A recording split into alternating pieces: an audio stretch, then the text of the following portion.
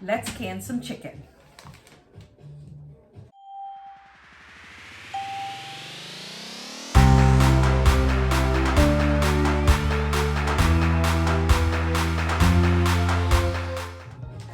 Hi everybody, welcome to Carrie's Culinary Crafts, where we talk all things food.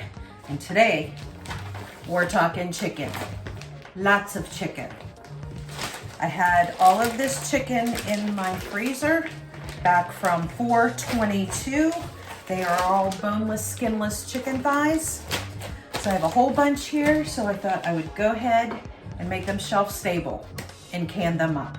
I've been using a lot of canning jars lately, so I need to start refilling them back up again. So we are going to do some chicken today. So if you have been wanting to know how to can chicken, or just want to see the process, then come along with me and I'll show you how to do it. Super easy. All right, I have 7 quarts here because that's how much my granite ware pressure canner fits. It fits 7 quarts. I have a pint here just in case if I don't have enough to fill up one of the jars, then I have a pint there as well. I'm not sure how much this is going to be. So we'll find out whether we're just going to do one canner load or if we need to do more. And the first thing that I'm going to do is, and you don't have to do this, a lot of people think that you need to have salt in order to preserve your stuff that you're canning. That is not the case. When you're canning in a pressure canner, the pressure canner is all that you need. You don't need to add anything to it.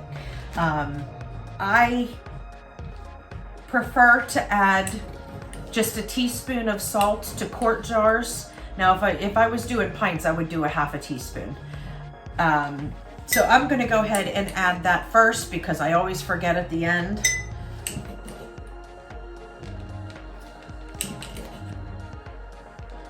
And you need salt to bring out the natural flavors of things. And chicken itself, without anything on it, is very bland. So, and you can season it with whatever, whenever you heat it up or cook it or whatever, but if you're just eating it out of the jar or you're taking it out and making it into chicken salad or something like that, at least there was some salt in it, so it'll have a little bit of flavor. But that's all that I'm going to put in it, and you can put whatever you want in it. I like to leave mine plain just with salt because then that way I can use it in any type of dish. You know, you could put taco seasoning in it. You could do all kinds of different things. Fajita seasonings, you know, lemon pepper seasoning, whatever your favorite thing is. You can use any of those. Okay, so I have all these vacuum sealed bags here, and I'm just gonna go ahead and start opening up and cutting into, maybe some I'll leave whole, some I'll cut, it doesn't really matter. But we're gonna go ahead and this is, we're gonna raw pack our jars. So we're not gonna cook our chicken first. We are going to put our chicken in raw, and then when it's in the canner, it's going to make all of its own juices. I may put a little bit of juice in there, just in case, because it does not provide you with a full can of juice. So I might put just a little bit in there just so it's not dry at the beginning. The last time I did it, I didn't put any at all in, and you know, it's fine, but like I said, the liquid, let me see if I have a jar I can show you.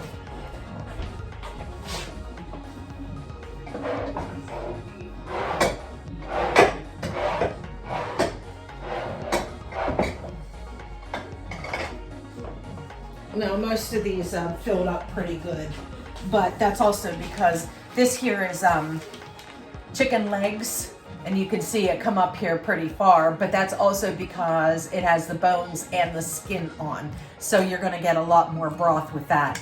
but I used my last chicken breast with the taquitos that I made yesterday, and but the broth was only like up to here.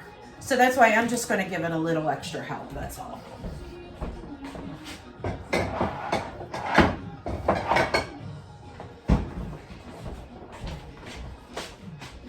Okay, so I'm going to go ahead and get these opened and okay, now these chicken thighs are actually in decent size, so I think I might just leave these whole, because one nice thing about the canner is when you can meats, they are so incredibly tender, and if you need to pull it apart when you open up the jar, then you can easily do that. So I'm going to go ahead and just leave these chicken pieces whole, and I need my funnel. Using a funnel will just help you to not get chicken on the rim of your jar.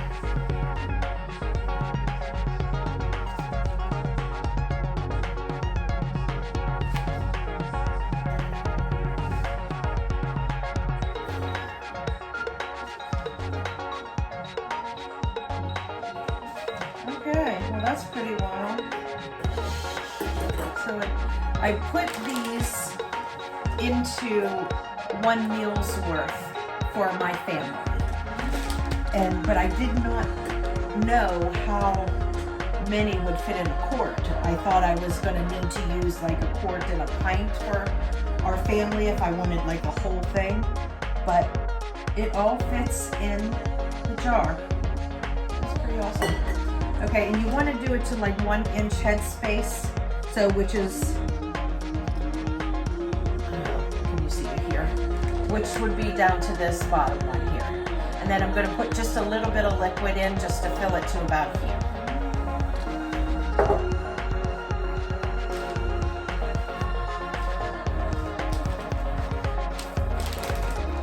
Now remember, when you're doing chicken, as with all proteins, all meats, and non-acidic foods like beans and vegetables and stuff like that, they all need to be pressure canned.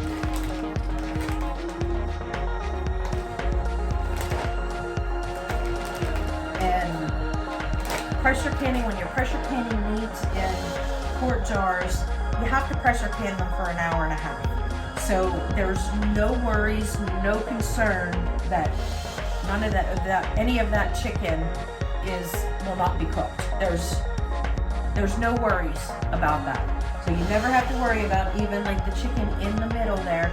It's cooking at an astronomical degrees. You know, 500 degrees under immense pressure for an hour and a half. It is going to cook the chicken. So don't be worried about it not cooking your chicken fully. And I say that because a lot of times when you cook chicken, some people are really like concerned because the chicken, even though it's been cooked, it has this pink tint to it. But that pink tint, I got some chicken juice on my glasses, but that pink tint comes from the lack of oxygen that's in your jar. So like when chicken is cooked, it is hitting the air, so it's getting plenty of oxygen. That's what gives it that white opaque color. But when you pressure can it, it takes all the air out of it, seals the jar so no more air can get in there, and then it takes, so that is what makes the meat pink. Wow.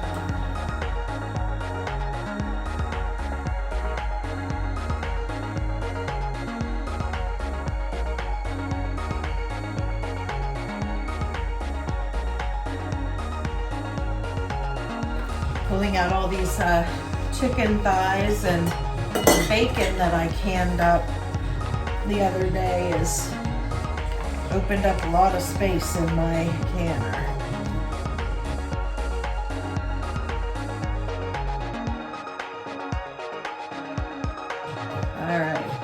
think I'm gonna get a full quart, so for that last. So what I'm gonna do, dump that salt into the pint, and we'll use this pint for the last few.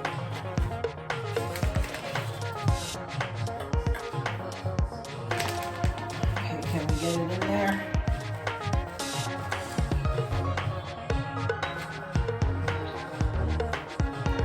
Okay, no, we're not gonna fit that in there, so maybe we could just put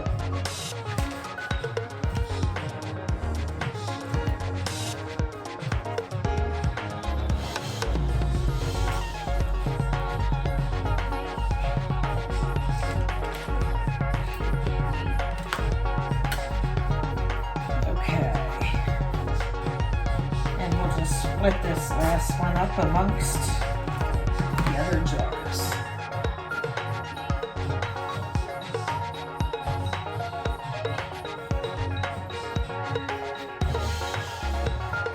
All right.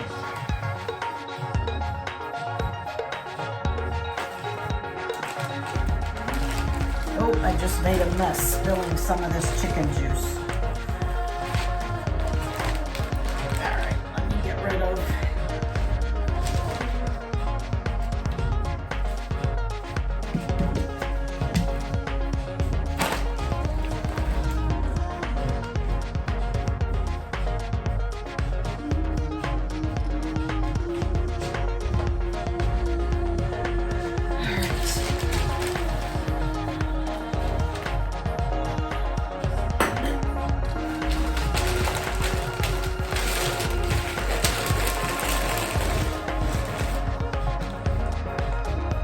Smart. I put that paper down and even put towels down underneath in case it leaked everywhere, and it did. But instead of it going all over my table, it went on these towels. Now I'll still have to disinfect my table, but at least I don't have a mess everywhere.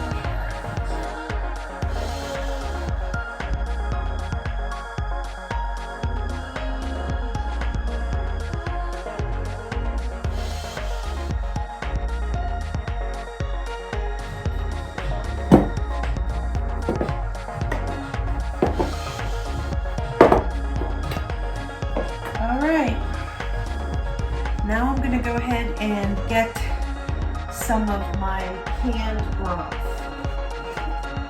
Now, if you remember, these are my oldest ones, which are from 2021, which aren't that old. So,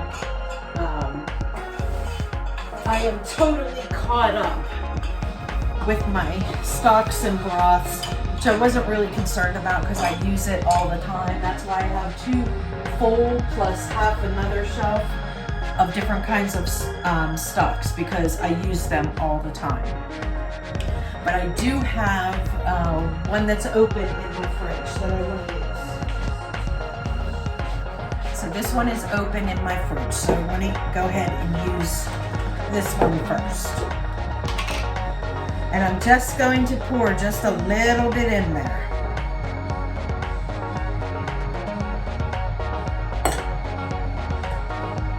This one might actually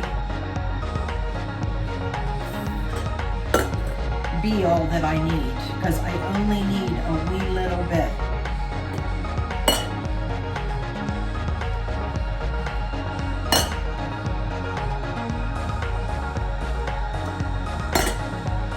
It all depends on how much air is in there, and the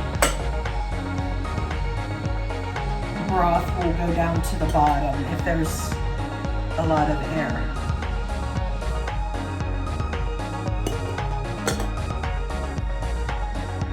Okay, now I'm going to go ahead and I'm going to get a wooden skewer and I'm going to try and debubble this.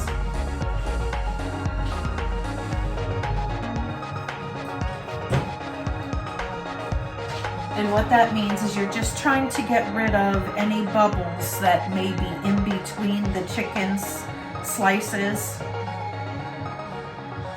and it will also make sure that that broth goes down. If you look around, you can always see some bubbles. So you just want to go around your jar once, maybe twice, just to try and get as much air out of there as you can.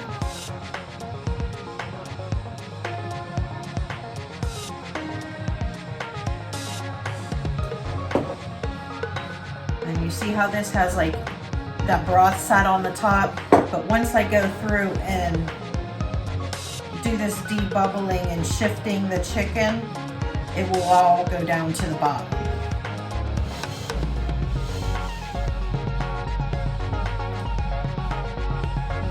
And there's no more along the top.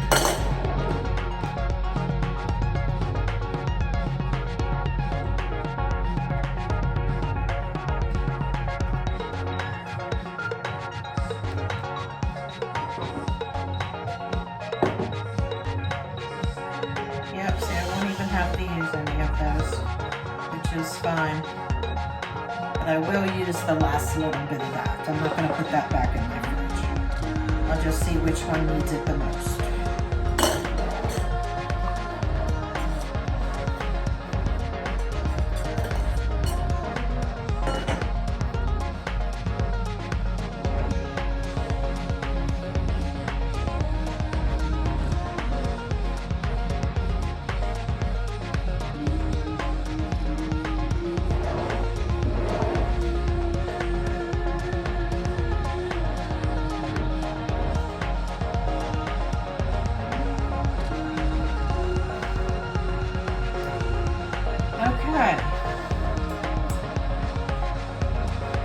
Okay, this broth is only down to there.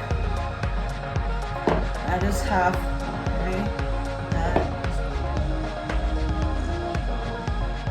this load.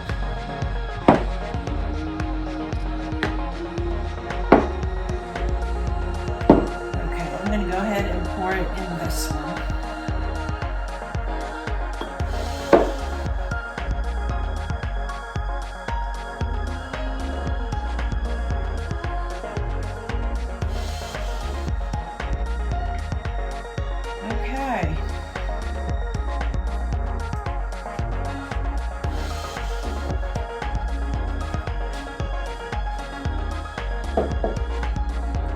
The next thing we have to do is wipe off the rims. You want to make sure they're wiped off really good so there's no chicken or anything that's going to cause your lid not to seal. Now you can use a dry cloth or just water. I like to use vinegar because vinegar cuts through grease.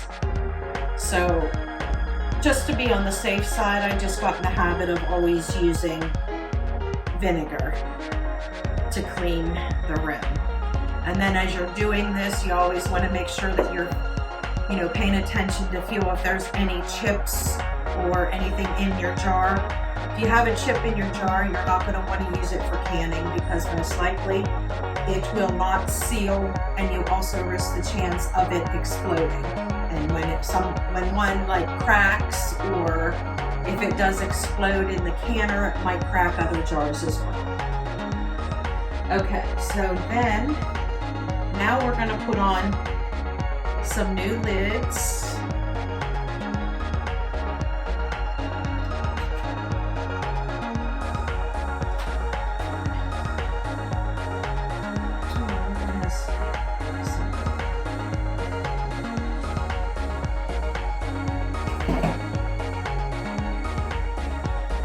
There's a vent in that one, so that one might not seal, so I'm not going to use that one.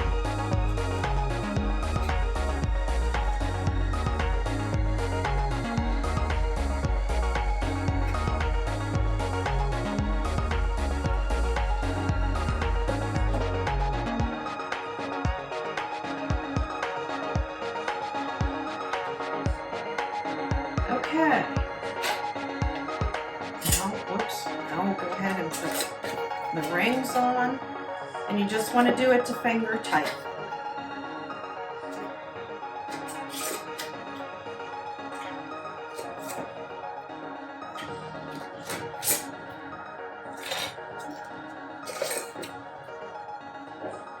Okay, and that's it. And now all we're gonna do is we're gonna put it on our canner. Now since this chicken is cold, you need to put it into cold water. Like I haven't turned on my stove yet, and it's cold water that is in the canner. So I'm gonna stick this in the canner with the cold water, then I'm gonna turn the stove on and let it heat up that way, so it'll heat both of them up the same time. So you don't have to worry about cracking a jar, putting cold jars into boiling water. So we're going to go ahead and do that, and we are going to bring it up to temperature and let the steam release from the lid for 10 minutes. Okay, my canner has been venting for 10 minutes now, so I'm going to go ahead and put on the weight onto the canner. And now I'm going to wait until the weight starts swishing back and forth, and then we will go ahead and set our timer. Now this should only take a minute. And now that our weight is swishing back and forth, I'm going to go ahead and set the timer for 90 minutes. Now remember, if at any time that stops swishing, you're going to have to restart your time all over again. So you want to make sure that it continues to rock back and forth and make that noise for 90 full minutes. And I'll see you in 90 minutes. Amazing how fast time flies when you're editing a video. I can't believe it's been 90 minutes already. So timer's going off. We're going to turn that off. I'm going to turn off my stove, and I'm going to remove my canner from the hot burner. Now I'm going to wait about 20 minutes to a half an hour before I remove that weight and open up the lid. I want that pressure to come down to 0 before I open the lid. We don't want any accidents happen. We don't want anything exploding in your face. So I will wait a half an hour, and then I will open the canner up, and then I will let the outside air mix with the canner air for about 5 minutes, just to kind of acclimate the jars to the outside. And then after the 5 minutes of the lid being off, then we will take the jars out and put them onto our mat over here. And I'll bring you back when it's time to do that. Timer's going off. So my canner has been sitting there for a half an hour. I'm going to go ahead and take off the weight. There's no steam, no pressure. So I'm going to go ahead and open up my canner. Remember, away from you.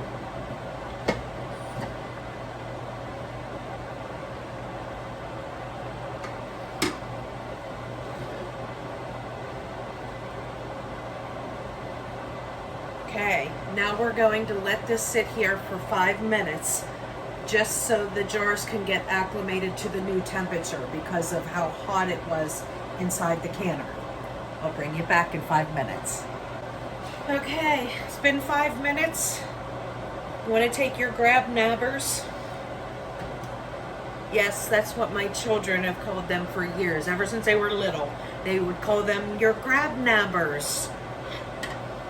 So you just want to lift them up, and you can see how they are just boiling away. It smells wonderful. You want to go ahead and set them on your drying mat or towel, whatever.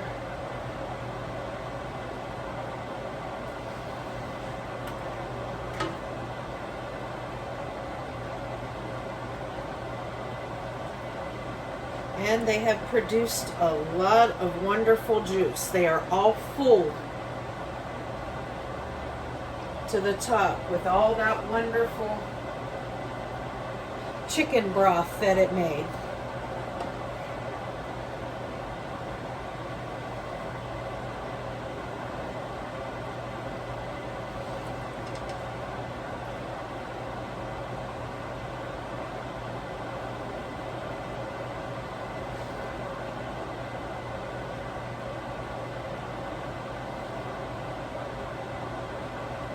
Okay, guys, and there you have it. That's how easy it is to can up some chicken. No need to be afraid of it. As long as you follow the simple canning rules, it's super easy. And now I have wonderful chicken, shelf stable for as long as those lids stay sealed.